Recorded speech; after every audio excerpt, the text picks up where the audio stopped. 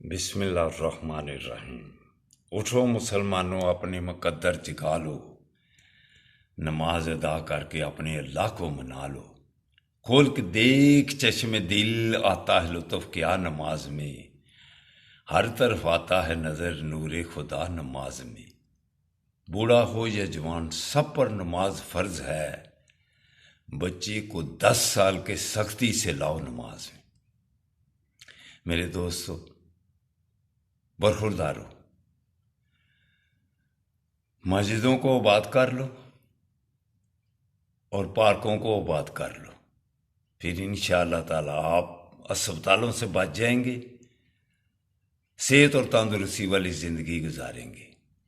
تو اٹھ جاؤ، رجب کا مہینہ ہے، اس میں آقا صلی اللہ علیہ وآلہ وسلم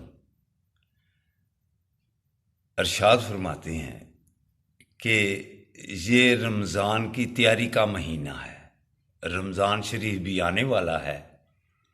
آقا صلی اللہ علیہ وآلہ وسلم رجب کے مہینے میں بھی روزوں کا اہتمام شروع کر دیتے تھے۔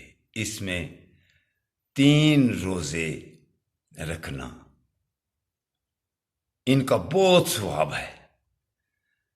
تو رجب کا مہینہ تقریباً نصف گزر گیا ہے، تو آپ بھی رمضان شریف کی تیاری کریں اور روزے اس میں 3 روزے کم از کم ضرور رکھیں۔ 30 نوافل بھی ادا کر لیں، خواہ 10 کر کے، 10 شروع میں، 10 نصف اور 10 آخر میں۔ اگر آپ 30 اکٹھے نفل ادا کر سکتے ہیں تو ضرور کر لیں، بہت اجر ملے گا انشاءاللہ تعالیٰ، اور پھر صحت اور تندرستی بھی رہے گی۔ جو بھی اپنی صحت کی طرف خیال رکھتا ہے وہ کم از کم مہینے میں 2-3 دفعہ اپنے پیٹ کو خالی رکھتا ہے سارا دن۔ تو ہمیں تو نبی کریم صلی اللہ علیہ وآلہ وسلم نے